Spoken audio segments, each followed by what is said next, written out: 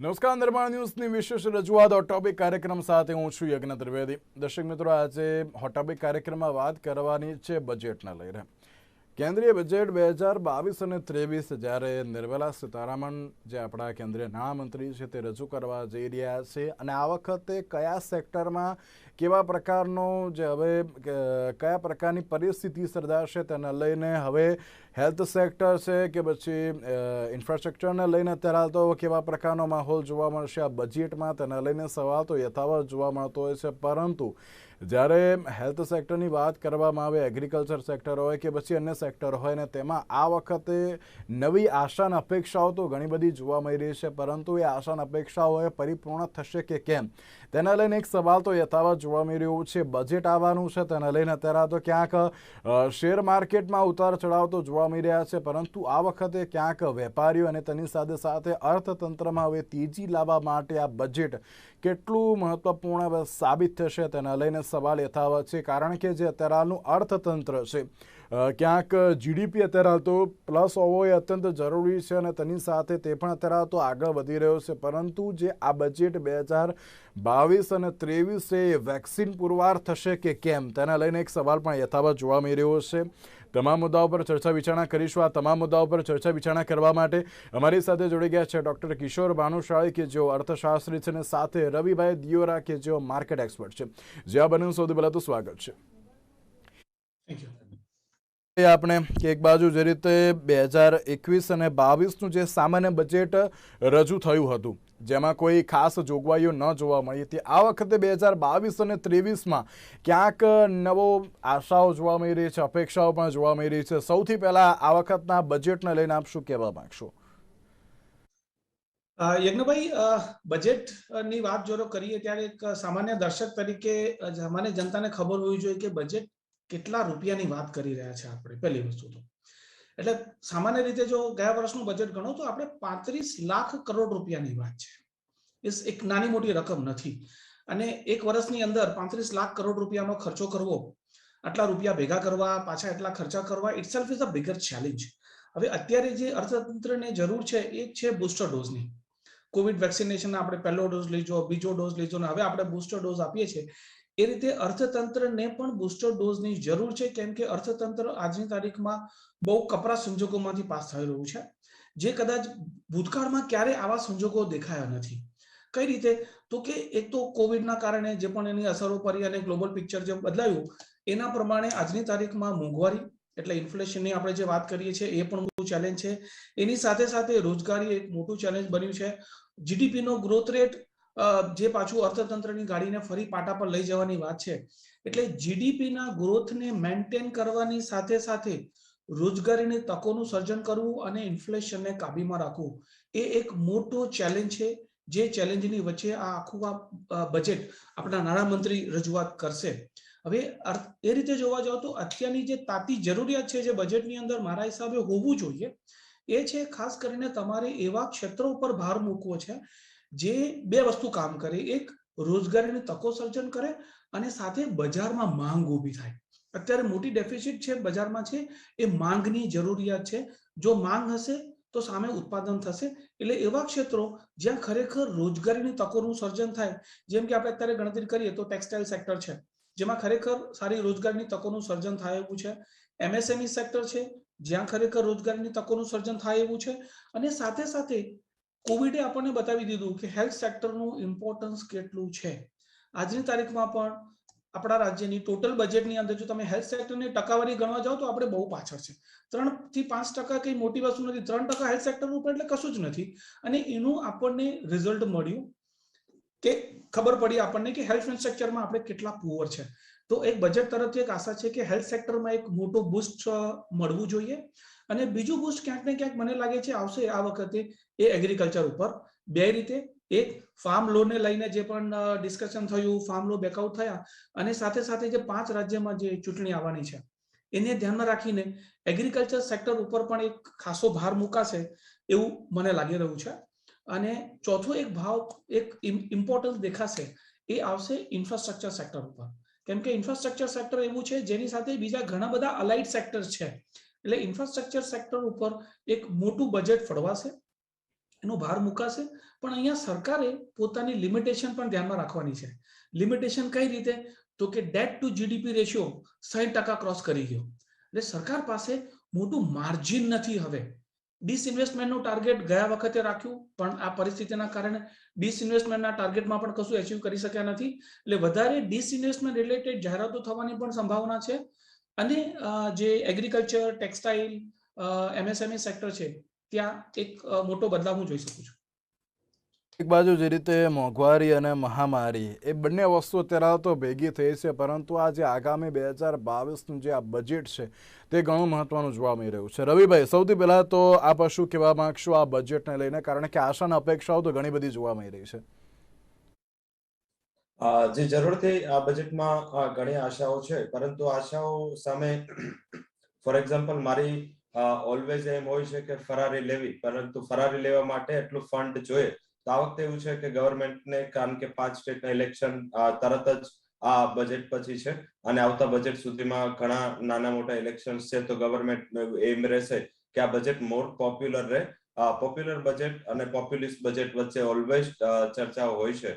I think કે આ popular budget હોઈ શકે છે. પોપ્યુલિસ્ટ બજેટ કદાચ આ બજેટ આપણને ના જોવા મળે, પરંતુ આ બજેટમાં ઘણી મોટી જે ચર્ચા ચાલી રહી છે માર્કેટમાં, કે ઘણી મોટી એક્સપેક્ટેશન ચાલી રહી છે, જેમાંથી ઘણી મોટી એક્સપેક્ટેશન્સ છે જે આગળ કિશોરજીએ જણાવ્યું, પરંતુ એમાં જે હું એક પોઈન્ટ માની રહ્યો છું જ્યાં ગવર્મેન્ટનું મોટું ફોકસ છે, એમાં આ બજેટ છે 3 ભાગમાં વહેંચાઈ શકે.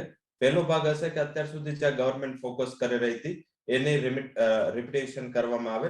એમાં ઇન્ફ્રાસ્ટ્રક્ચર છે, health care, real estate, fertiliser, agriculture, rural અને ડિફેન્સ. આ જે સેક્ટર્સ છે ઓલવેઝ ગવર્મેન્ટના ટાર્ગેટ સેક્ટર રહે છે, કારણ કે આ બધા સેક્ટરની આસપાસ પૂરી ઇકોનોમી આવરી જાય છે. તો ગવર્મેન્ટનું મેજર ફોકસ હોય છે કે આ બધા સેક્ટર્સને ગવર્મેન્ટ છે જે પ્રોત્સાહન આપે. આ વખતે જો નવું શું હશે, જે પીએલઆઈ અંતર્ગત જે અનાઉન્સમેન્ટ કરા અને ઘણા એક્સટેન્શન આ બજેટમાં એક્સપેક્ટેશન્સ કરવા જોઈએ, જેમાં સેક્ટોરલ વાઇઝ મને એવું લાગી રહ્યું છે કે textile, electronic goods, auto components, food processing અને ચીપ મેન્યુફેક્ચરિંગ અને સેમિકન્ડક્ટર મેન્યુફેક્ચરિંગ ઇન્ડસ્ટ્રીને બઢાવવા આપવા માટે, એને પ્રોત્સાહન કરવા માટે ગવર્મેન્ટ નવી નવી સ્કીમ જાહેર કરી શકે છે. ત્રીજું જે બજેટનો પાર્ટ રહેશે પૂરો એન્વાયરમેન્ટ ઉપર રહેશે, જે અત્યારે ગ્લોબલી તમે કોઈ પણ અત્યારે આ વર્ષમાં બજેટ આવે છે, બધા બજેટ જો તમે જો તો બધાનું ફોકસ છે ગ્રીન એનર્જી પર રહ્યું છે. બધાનું ફોકસ છે કે લેસ પોલ્યુશન કરે, એન્વાયરમેન્ટનું આ ઉપર ફોકસ કરતું બજેટ રહ્યું છે. તો આપણામાં પણ બેટરીઝ છે, ઇલેક્ટ્રોનિક વ્હીકલ્સ છે, solar energy, wind energy, means કે જે ક્લીન એનર્જીના સોર્સિસને ડેવલપમેન્ટ કરવા માટે ગવર્મેન્ટ ઘણો પ્રયાસ કરી શકે છે. તો આ 3 ભાગમાં મારા હિસાબે બજેટ હોવું જોઈએ. ગવર્મેન્ટ પાસે ફિસ્કલ ડેફિસિટ જે ગવર્મેન્ટે લાસ્ટ યર પ્રોજેક્ટ કરી હતી 2022 માટે, જે 6.8% હતી, મારા હિસાબે આ ટાર્ગેટ ગવર્મેન્ટે વધારવો પડશે, કારણ કે ડિસઇન્વેસ્ટમેન્ટનો ટાર્ગેટમાં કંઈ પણ અચીવ થયું નથી અને એલઆઈસીના આઈપીઓ અંતર્ગત અત્યારે હજી પણ માર્કેટ છે એ અનિશ્ચિતતા છે, કારણ કે હજી માર્કેટ અત્યારે જે રીતે ગ્લોબલ પરિસ્થિતિ છે અત્યારે કદાચ એને એબ્ઝોર્બ કરી શકે એવું નથી, કારણ કે આટલો મોટો એલઆઈસી નો જો આઈપીઓ આવે તો માર્કેટમાં મોટી લિક્વિડિટી કોન્સન્ટ્રેટ થવાનો પણ ફિયર છે.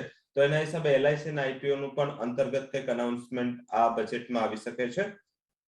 તો ઘણા એવા પાસાઓ છે જે આપણે આગળ પણ ડિસ્કસ કરીશું, પરંતુ મારા હિસાબે આ બજેટ છે એનું કોન્સન્ટ્રેશન ઇલેક્શન અને પોપ્યુલર બજેટ ઉપર હોઈ શકે છે.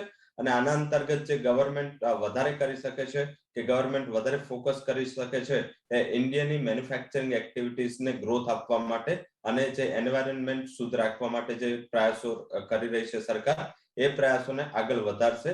અને જે નવા સેક્ટર્સ છે જ્યાં ગવર્મેન્ટને એવું લાગી રહ્યું છે, જ્યાં એક્સપોર્ટ ડ્રિવન સેક્ટર્સ છે, કારણ કે રૂપી સતત ડેપ્રિશિએટ થઈ રહ્યો છે, તો એક્સપોર્ટ ડ્રિવન સેક્ટરને આનો ઘણો મોટો ફાયદો થાય. ક્રૂડના ભાવ વધી રહ્યા છે, ઇન્ફ્લેશન વધી રહ્યું છે, ત્યારે ગવર્મેન્ટ ક્લીન એનર્જી ઉપર ફોકસ કરે તો આપણે ક્રૂડની આયાત ઓછી કરવી પડે. તો આ બધા સેક્ટર ઇન્ટરલિંક છે. હવે ગયા વર્ષના બજેટમાં અને આ વર્ષના બજેટમાં કયા ફેક્ટર છે જે ગવર્મેન્ટ માટે અડચણરૂપ હોઈ શકે, એમાં સૌથી મોટું ફેક્ટર છે ઇન્ફ્લેશન છે. મોંઘવારી દિવસે ને દિવસે વધી રહી છે. ક્રૂડના ભાવ $90 પહોંચી ગયા છે. ભારતમાં પણ જો રૂપીની વાત કરીએ તો ક્રૂડના ભાવ 6200 આસપાસ પહોંચ્યા છે. આ ટાઈમ લાસ્ટ યર આનાથી અડધા ભાવ હતા. તો આ ગવર્મેન્ટનું આ એક મોટું ચેલેન્જ છે ક્રૂડના ભાવ સાથે. સેકન્ડ જે મોટું ચેલેન્જ છે કે પોલિસી ટાઇટનિંગ. વિશ્વની તમામ સેન્ટ્રલ બેન્કો અત્યારે જે લિક્વિડિટી આપી હતી એ લિક્વિડિટી પાછી ખેંચી રહી છે. તો સરકારને અને માર્કેટને અત્યાર સુધી લિક્વિડિટીનો સૌથી મોટો સપોર્ટ હતો, આ અત્યારે પાછો ખેંચાઈ રહ્યો છે ને એ ટાઈમે બજેટ આવી રહ્યું છે. આરબીઆઈ પણ ધીમે ધીમે રિવર્સ રેપો કરી અને રિવર્સ રેપો ઓપ્શન કરી પોતાની લિક્વિડિટી ખેંચી રહ્યું છે. એ ટાઈમે બજેટ આપવું એક ઘણો મોટો પડકાર હોઈ શકે. થર્ડ, કોવિડની ફરીથી એક નવી વેવ આવી ગઈ છે અને એમાં પણ ગવર્મેન્ટ ઘણું ફોકસ કરી રહી છે. વેક્સિનેશનના ત્રીજા ચોથા કેટલા ડોઝ આવી ખ્યાલ નથી અને સરકાર આ ડોઝ ફ્રી આપી રહી છે. તો આ એક એડિશનલ ભારણ સરકાર ઉપર હશે. અને રૂપી છે જે લાસ્ટ યર 73 હતો, અત્યારે 76 ચાલી રહ્યો છે. તો આ બધા ફેક્ટર્સ છે જે ગવર્મેન્ટ માટે એક નવી ચેલેન્જ છે અને ફિસ્કલ ડેફિસિટને 6.8% થી કોઈ હિસાબે નેક્સ્ટ બજેટ પોસિબલ નહીં થાય. જો ફિસ્કલ ડેફિસિટનો ટાર્ગેટ રેઝ કરવામાં આવે તો કદાચ હલનચલન વધી શકે છે. રીતે આગામી બજેટ 2022 અને 23 આવી રહ્યું છે તેની પરથી એક સવાલ એ પણ યથાવત જોવા મળી રહ્યો છે કે જ્યારે બુસ્ટર ડોઝની જે જરૂરિયાત અત્યારે પણ વર્તાઈ રહી છે, જીડીપીમાં અત્યારે તો જે કહી શકાય કે અત્યારે એક પોઝિટિવ ઇમ્પેક્ટ આવે એ અત્યંત જરૂરી જોવા મળી રહ્યું છે.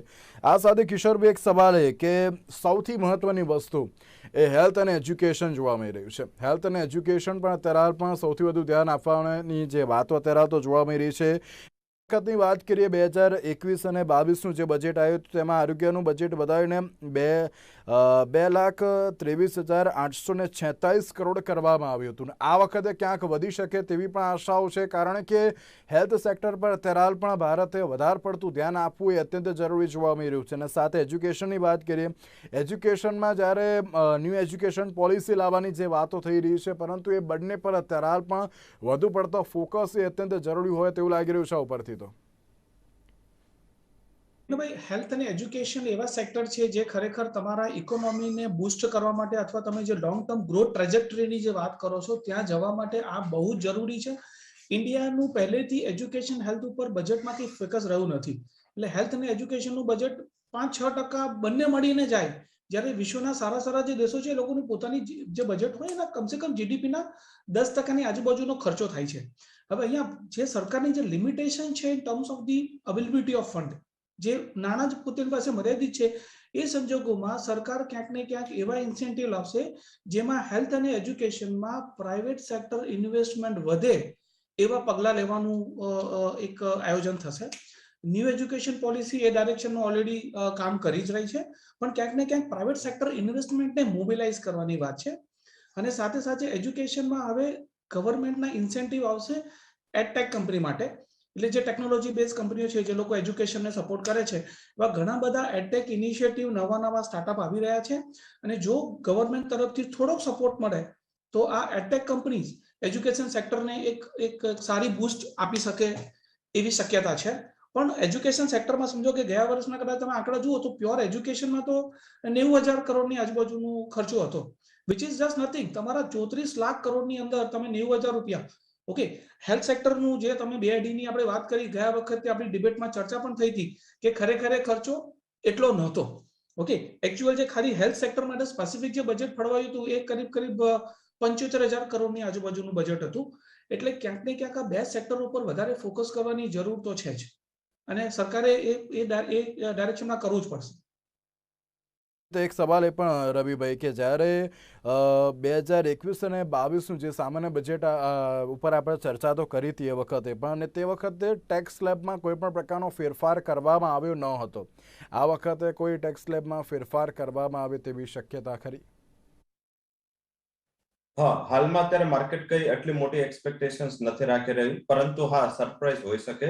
જેમ મેં કીધું કે ગવર્મેન્ટ આ બજેટને પોપ્યુલર બનાવવા માંગે છે, તો કદાચ અંદર આગળ ખબર હોય તો આપણને 2 બજેટ પહેલા જે ટ્વિસ્ટ આવી હતી એવી કોઈ ટ્વિસ્ટ આવી શકે. હાલાકી ગવર્મેન્ટ અત્યારે એટલા કોઈ મોટા રિસોર્સિસ સાથે બજેટ આપી નથી રહી અને એના હિસાબે ત્યાં મોટા બદલાવ થવાની આશા બહુ નહીવત છે. જો ગવર્મેન્ટ કંઈક હટકે કરીને કે પોપ્યુલર બજેટ આપવા માટે કંઈક ચેન્જ કરે, અધરવાઇઝ ઠીક છે. આનાથી ઓછી અને આનાથી રાહત આપતી સ્લેબ છે એ કોઈ પણ દેશને પરવડે નહીં. કારણ કે જો તમે પર્સનલ ટેક્સની વાત કરીએ, કદાચ આપણે ઇનડાયરેક્ટ ટેક્સીસમાં આપણે કદાચ વિશ્વના ઘણા દેશોની સાથે કે એનાથી ઓછા હોઈશું, પરંતુ ડાયરેક્ટ ટેક્સીસમાં આપણે સૌથી ઓછા છીએ. કારણ કે આટલું ઓછું ઇન્કમ ટેક્સ કોઈ મેજર ઇકોનોમીમાં નથી. કારણ કે જ્યારે ત્યારે ઇકોનોમીને બૂસ્ટ આપવું હોય અને આપણે જોઈએ તો વર્લ્ડની જે ટોપ 5 ઇકોનોમીમાં પહોંચવા જઈ રહ્યા છે, ત્યારે ટેક્સેશન સ્લેબ પણ થોડા એવા હોવા જોઈએ જેના હિસાબે ગવર્મેન્ટને ઘણા એવા ખર્ચા બીજા આ વખતે એડિશનલ છે ગવર્મેન્ટને હેલ્થકેર ઉપર છે. એજ્યુકેશન જોઈએ તો એજ્યુકેશન પોલિસીસમાં પણ અત્યાર સુધી સરકાર એટલું મોટું પ્રાધાન્ય નહોતી આપતી. 2 બજેટથી કદાચ આ એજ્યુકેશન સેક્ટર ઉપર ગવર્મેન્ટ બજેટમાં થોડું વિસ્તૃત બોલી પણ રહ્યા છે. પરંતુ મારા હિસાબે એજ્યુકેશનમાં જે તમે આગળ પણ વાત કરી એમાં એક પોઈન્ટ એડ કરવા માંગીશ, કારણ કે કોવિડના હિસાબે સતત સ્કૂલો કોલેજો બંધ કરવી પડે છે, ચાલુ કરવી પડે છે. આના હિસાબે શું છે કે ગવર્મેન્ટનું જે પોલિસી ફોકસ છે એ ત્યાં નથી રહ્યું અને ગવર્મેન્ટ આ ટાઈમ મારા હિસાબે ઇનડાયરેક્ટ ટેક્સીસમાં, કારણ કે આ ટોટલી જીએસટી કાઉન્સિલ નક્કી કરે છે ઇનડાયરેક્ટ ટેક્સેશન, બજેટમાં થોડી ઘણી પ્રપોઝલ્સ આવી શકે. પરંતુ આમાં તમે એક વસ્તુ એ જોઈ શકો છો કે ગવર્મેન્ટ ઇન્વેસ્ટમેન્ટને આવકારવા માટે અને નવા પૈસા લેવા માટે કદાચ એટીસી માં કંઈક ચેન્જ કરી શકે છે. ઘણા ટાઈમથી આ ઇન્ડસ્ટ્રીની માંગ રહી છે અને અત્યારે 1.5 લાખ રૂપિયાનું એટીસી કંઈ પણ નથી. મારા હિસાબે અહીંયા ગવર્મેન્ટે ફોકસ કરી અને એટીસી અંતર્ગત જે અત્યારે ખાલી 1.5 લાખ આપવામાં આવે છે તે વધારીને 2 કે 2.5 લાખ કરે તો મારા હિસાબે ગવર્મેન્ટને વધારે પૈસા માંગવાની જરૂર ના પડે. આજે કોઈ નોકરિયાત વર્ગ છે કે જેના સેલરી સારા છે કે અત્યારે જે આપણે કહી શકીએ કે મિડલ ક્લાસ છે, જે લોકો માત્ર 1.5 લાખની જ આ રિસોર્સિસમાં સેવિંગ કરે છે. શું કામ? કારણ કે એમને 1.5 લાખની જ લિમિટ મળે છે. જો આ લિમિટ વધારીને 1.5 થી 2 કે 2.25 કરવામાં આવે તો ગવર્મેન્ટને શું થાય કે ઇન્વેસ્ટમેન્ટ મોટા પાયે લોકોનું આવે, લોકોની મોટી બચત ત્યાં ડાયવર્સિફાઈડ થાય, ત્યાં કોન્સન્ટ્રેટ થાય અને ગવર્મેન્ટને જે જરૂરિયાત છે નાનાની કે અમુક પ્રોજેક્ટ્સમાં ગવર્મેન્ટ આપી શકે, લાઈક ગયા વર્ષે જે ઇન્ફ્રા અંતર્ગત ઇન્સેન્ટિવ આપ્યા હતા પરંતુ આ થોડું ફેલર ગયું. પરંતુ ડાયરેક્ટ ગવર્મેન્ટ જો આ ઇન્ફ્રાનું જે ગવર્મેન્ટ એક અલગથી પ્રાવધાન કરું એના કરતા ગવર્મેન્ટ એટીસી ની લિમિટ વધારી દે તો મારા હિસાબે ઘણા એવા સેક્ટર છે, ઘણા એવા ગવર્મેન્ટની સ્કીમ્સ છે જ્યાં આ ઇન્વેસ્ટમેન્ટ છે જે ડાયવર્સિફાઈડ થઈ શકે છે. અને રિયલ એસ્ટેટ અંતર્ગત અત્યારે જે ફ્લેટ્સના ભાવ તમે જો તો 40 થી 50 લાખ કોમન થયા છે ટાયર 2, 3 માં અને ટાયર 1 સિટીમાં તો ક્રોડ્સ ઓફ રૂપિયાના નાની જગ્યાના પણ ફ્લેટ છે. તો ગવર્મેન્ટ આની પણ જે રિયલ એસ્ટેટ અંતર્ગત જે એટીડી ની લિમિટ છે એ પણ વધારી શકે છે. તો આ બે સેક્ટરને ઘણા મોટા બૂસ્ટર મળે, ઇન્ફ્રા અને રિયલ એસ્ટેટને, જો આમાં કઈ ચેન્જ કરવામાં આવે તો મારા હિસાબે ડાયરેક્ટલી સ્લેબમાં કોઈ ચેન્જ એક્સપેક્ટ ના કરવા જોઈએ. એટીસી, એટીડી અને એટીડીડી માં કોઈ ચેન્જ તમને પોસિબલ થઈ શકે. ભાઈ આપ કઈ કહેવા માંગો છો? જી એક હું એડ કરીશ આમાં. અત્યારે જો ટેક્સની વાત કરું ને તો આપણી 140 કરોડ વસ્તીમાંથી ટેક્સ પે કરનારો વર્ગ માત્ર 4 કરોડ લોકો રિટર્ન ફાઇલ કરે છે. એટલે ક્યાંક ને ક્યાંક મને આશા છે કે ટેક્સ રેટમાં બદલાવ નહીં કરે પણ એ ટેક્સ બેઝ વધારવા માટેની કોઈક એક્શન આવશે જેમાં ટેક્સ બેઝ વધી જાય એટલે વધારે લોકો ટેક્સ રિટર્ન ફાઇલ કરતા થાય, જેથી કરીને જે ડાયરેક્ટ ટેક્સનું બર્ડન છે પેલા 3-4 કરોડ લોકો ઉપર, ખાસ કરીને જે સેલેરાઇડ ક્લાસ છે, કેમ કે એ લોકોને સૌથી મોટી માર પડી કોવિડમાં. ઓકે, અને એ જ ગ્રુપ હતું જે તમને ટેક્સની ઇન્કમ આપે છે ડાયરેક્ટ ટેક્સમાં. એ લોકોને તમને ખબર પડી કે કોરોનામાં જોબ્સ ઓછી થઈ ગઈ, સેલેરીઝ ઘટી ગયા, પર્ક્સ મળવાના બંધ થઈ ગયા છે. તો એ ગ્રુપ છે એ ઘણી એક આશા રાખીને બેઠું છે. એટલે ક્યાંક ને ક્યાંક મને લાગે છે કે એ લોકો ટેક્સ બેઝ વધે એવા કોઈ એક્શન શ્યોર કંઈક ને કંઈક દેખાશે. અને બીજી વસ્તુ, આપણે ભારતમાં આમ જોવા જાવ તો સેવિંગ્સ રેટ છે, બચતનો રેટ છે 32% આજુબાજુ છે. 30% સેવિંગ્સ કરીએ છીએ પણ એ સેવિંગ જે મોબિલાઇઝ થવી જોઈએ ઇન્વેસ્ટમેન્ટમાં ત્યાં થતી નથી. એટલે એ જે સેવિંગ્સ છે બેઝિકલી જે ગોલ્ડ અને રિયલ એસ્ટેટમાં જે બાઉન્ડ થઈ જાય છે એ કંઈક ને કઈ રીતે ફાઇનાન્શિયલ સેક્ટરની અંદર આવે, બેન્કિંગ સેક્ટરની અંદર મેઇન સ્ટ્રીમમાં ઇન્વેસ્ટમેન્ટમાં આવે એવા પગલા 100% દેખાશે. પછી બાજુ જે રીતે બેન્કિંગ સેક્ટરની વાત કરી રવિભાઈ, બેન્કિંગ સેક્ટરને લઈને શું કહેશો? પ્લસ જીએસટીમાં ફેરફાર થવાની કોઈ શક્યતા, એક્સાઇઝ ડ્યુટી, કસ્ટમ ડ્યુટીમાં કોઈ વધારે ઘટાડાની કોઈ શક્યતા? હા, હાલમાં જે બે સેક્ટરે ડિમાન્ડ કરી છે, જે એમનું મોટા પાયે ઘણા ટાઈમથી ડિમાન્ડ રહી પણ છે. પહેલું સેક્ટર છે એ છે મેટલ, જેમાં ગોલ્ડ અને સિલ્વર એ ઇન્ડસ્ટ્રીએ પણ જે પોતાની જીએસટી રેટ છે જે જ્વેલરી પર લાગે છે એને ઘટાડવાની માંગ કરી છે કે એને રેશનલાઇઝ કરવાની માંગ કરી છે, કારણ કે 3% એડિશનલ 10%ની 7% ઇમ્પોર્ટ ડ્યુટી પર એ 7.5%ની ઇમ્પોર્ટ ડ્યુટી પર લાગે છે. તો ફરીથી 10% પહોંચી ગયું. તો એને રેશનલાઇઝ કરવાની ડિમાન્ડ છે. અને ડાયરેક્ટ જે મેટલ ઇન્ડસ્ટ્રી છે એમને પણ એક ડિમાન્ડ કરી છે કે જે કોલ ઇમ્પોર્ટ કરે છે એ લોકો એના ઉપર ડ્યુટી છે, એક્સાઇઝ છે ઘટાડવાની કે ઝીરો કરવાની માંગ કરી છે. કારણ કે આપણું જે કોલ સેક્ટર છે, આપણી જે કોલની ડિમાન્ડ વધુ હોવાથી કોલ સેક્ટરનું એટલું ઉત્પાદન નથી થઈ શકતું કોલ ઇન્ડિયા દ્વારા, અને આના હિસાબે સતત આ સેક્ટર છે જેને એનર્જી રિસોર્સિસના શોર્ટેજીસ માટે ફેસ કરવું પડે છે. કારણ કે ઇન્ડિયાનું મેટલ છે એ અત્યારે ફોર એક્ઝામ્પલ તમે થોડા દિવસ પહેલા જો તો યુરોપે વર્લ્ડના તમામ મોટા દેશો ઉપર એન્ટી ડમ્પિંગ ડ્યુટી લગાવી સ્ટીલ અને એલ્યુમિનિયમ પર, ભારત પર નથી લગાવી. તો આપણા માટે એક ઘણી બ્રાઇટ અને મોટી ઓપોર્ચ્યુનિટી હોઈ શકે છે. તો મેટલનું જેટલું મહત્તમ ઉત્પાદન ભારતમાં થશે એટલું ત્યાં આપણે એને એક્સપોર્ટ કરી શકીશું, અને આપણી રેટ પણ બીજા બધા કરતા કોમ્પિટિટિવ છે. તો મારા હિસાબે આ સેક્ટરને એક ડિમાન્ડ છે કોલ અને સાથે સાથે જ્વેલરી જે મેટલ્સમાં જ આવે છે. સેકન્ડ જે ડિમાન્ડ છે એ ટેક્સટાઇલ સેક્ટર તરફથી છે. કોટન ઇમ્પોર્ટ પર જે ડ્યુટી લાગે છે એને ઝીરો કરવા માટે, કારણ કે જે ડોમેસ્ટિક કોટનના ભાવ વધ્યા છે એનું જો તમે એક્ઝામ્પલ લો તો સપ્ટેમ્બર મહિનામાં જે આંતરરાષ્ટ્રીય કોટનના પ્રાઇસીસ છે એ 117 સેન્ટ આસપાસ હતા અને ભારતીય કોટનના ભાવ 27,000 આસપાસ હતા. અત્યારે ભારતીય કોટનના ભાવ 36,000 પહોંચ્યા છે, જ્યારે ઇન્ટરનેશનલ પ્રાઇસ ત્યાં જ છે. એટલે કે આપણે જે 10,000 9-10,000 ના ભાવ વધ્યા પર બેલ, એ ભાવ ઇન્ટરનેશનલ માર્કેટમાં નથી વધ્યા. તો ટેક્સટાઇલ સેક્ટરને એવી ડિમાન્ડ છે, કારણ કે આ વખતે ક્રોપ પણ ઘણા ઓછા થયા છે. તો ટેક્સટાઇલ સેક્ટરને એવી ડિમાન્ડ છે કે આજે કોટનના ઇમ્પોર્ટ પર થોડી ડ્યુટી ઓછી કરવામાં આવે તો આ સેક્ટરને થોડી રાહત મળે. તો આ 2 થી 3 સેક્ટર અત્યારે ડિમાન્ડ કરી છે, જેમાં કોલ, જ્વેલરી અને કોટન મહત્વના છે. અને આ બધા આસપાસના સ્ટેટમાં ઇલેક્શન્સ છે, તો મારા હિસાબે સરકાર રાહત આપવા માટે ત્યાં કંઈક પ્રયાસ કરી શકે છે. બિલકુલ. જ્યારે કિશોરભાઈ, એગ્રીકલ્ચર સેક્ટર એ અત્યાર સુધીનું સૌથી મહત્વનું સેક્ટર માનવામાં આવતું હોય છે. ભારતમાં એગ્રીકલ્ચર સેક્ટર અત્યારે હાલ પણ ઘણું સારું એવું છે, આગળ વધી રહ્યું છે. કોરોનાની સિચ્યુએશન જે પ્રમાણેની જોવા મળી હતી, આપણે ફર્સ્ટ વેવ, સેકન્ડ વેવ કે પછી આપણે થર્ડ વેવની પણ વાત કરતા હોઈએ, તેમાં અત્યારે હાલ એગ્રીકલ્ચર સેક્ટર ઘણું સારું એવું જોવા મળ્યું હતું. એગ્રીકલ્ચરના લઈને શું કહેવા માગશો? પ્લસ આત્મનિર્ભર યોજના જે ગઈ વખતે ખૂબ જ મોટો જે કહી શકાય કે ફંડની જે જાહેરાતની પણ વાત કરી હતી આત્મનિર્ભર યોજના માટે, અને સાથે તમામ લોકોને આત્મનિર્ભર માટે આગળ પણ વધવાની જે વાત કરવામાં આવી હતી. કઈ રીતે જોઈ રહ્યા છો આપ તેને? ઇવન ગ્રામ્ય ઇન્ફ્રાસ્ટ્રક્ચર ફંડને પણ 30,000 કરોડથી વધારીને 40,000 કરોડ કરવામાં આવ્યું હતું. તેમાં પણ કોઈક વધારાની શક્યતાઓ જોવા મળી રહી છે કે શું? એગ્રીકલ્ચર મારા હિસાબે આ બજેટમાં બધાની નજર એગ્રીકલ્ચર ઉપર હશે અને બજેટનું ફોકસ પણ એગ્રીકલ્ચર ઉપર હશે, કેમ કે જે રીતે પેલા ફાર્મ લો વેવર થયા વર્ષ સુધી આપણે હેઝિટેશન ચાલ્યું અને હવે બધાની નજર એના ઉપર છે. અને રવિભાઈ કહ્યું એવી રીતે કે સામે 5 રાજ્યમાં ઇલેક્શન બી આવી રહ્યા છે, એટલે બજેટમાં એગ્રીકલ્ચરમાં શું છે એ એક મોટું ઓબ્ઝર્વેશન કરવાનું રહેશે. અને મારા હિસાબે એગ્રીકલ્ચર અને રૂરલ ડેવલપમેન્ટ પર જરૂર પણ એટલા માટે છે કેમ કે કોરોનાના પીરિયડમાં એગ્રીકલ્ચર લેબરની સંખ્યામાં ઘટાડો થવાની જગ્યાએ વધારો થયો છે. એટલે હજુ એગ્રીકલ્ચર એવું સેક્ટર છે જે તમારી એક મોટી વસ્તીને રોજગારી પ્રોવાઈડ કરી રહ્યું છે. એટલે અને જ્યારે આ કોરોનામાં જ્યારે બધું લોકડાઉન થયું ત્યારે લોકોને એગ્રીકલ્ચરનું ઇમ્પોર્ટન્સ પણ ખબર પડી છે. સાથે સાથે જે અત્યારે જે ફ્લડ અને જે પ્રકારનું આપણું ક્લાઇમેટ ચેન્જ થયું છે એના કારણે એગ્રીકલ્ચર પર માઠી અસર પણ પડી છે. એટલે એ બંને બાજુ એક મુવમેન્ટ છે જે ખાસ ધ્યાન તો રાખવી જ પડશે. એગ્રીકલ્ચરમાં ખાસ કરીને ફાર્મર્સ જે લોકો છે એ લોકો એક્સપેક્ટેશન રાખે છે અને ખરેખર થવું જોઈએ એ છે તમારે સબસિડીઝ, ફર્ટિલાઇઝરની સબસિડી પ્રોવાઈડ કરવાની છે. એગ્રીકલ્ચરને મોડર્નાઇઝ કરવાની જરૂર છે. હવે એગ્રીકલ્ચરને મોડર્નાઇઝ કરવા માટે જે તમારે એગ્રીકલ્ચર ઇક્વિપમેન્ટ્સ આને પ્રોવાઈડ કરવાના છે ત્યાં જરૂર છે. અને સાથે સાથે એગ્રીકલ્ચર માટે જે ઇન્સ્યોરન્સની સ્કીમની જે વાત છે કે જેમાં ક્રોપ ફેલિયર જાય છે તો એને એક પ્રોટેક્ટિવ ઇન્સ્યોરન્સ કવરેજ મળવું જોઈએ ફાર્મર્સને, ખેડૂતોને.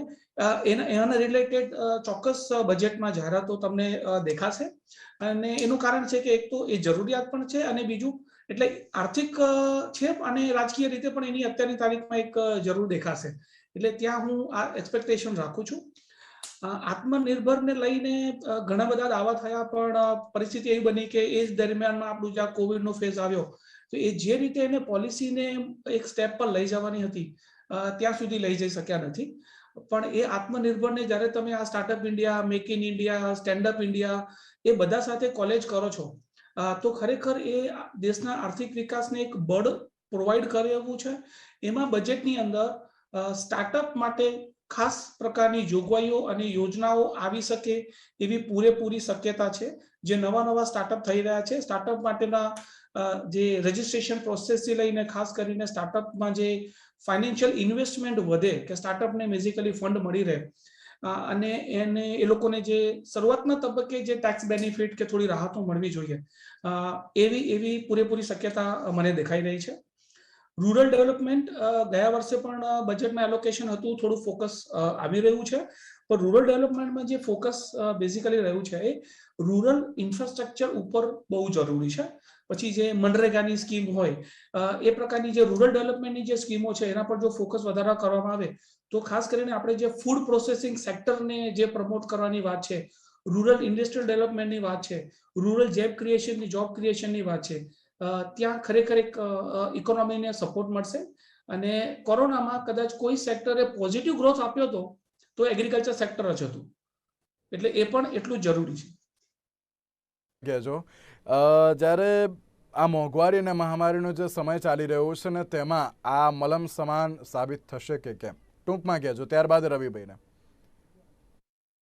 મારા હિસાબે સાબિત થશે કે નહીં એ ડિપેન્ડ કરે છે કે બજેટમાં એ લોકો શું કરી લાવે છે. જો પોપ્યુલસ પ્રમાણે લાવશે અથવા ઇલેક્શન બેઝ બજેટ લાવશે તો લાંબા ગાળે નુકસાન થવાનું છે, અને જો અર્થતંત્રને ફોકસ કરીને બજેટ લાવશે તો લાંબા ગાળે ફાયદો છે.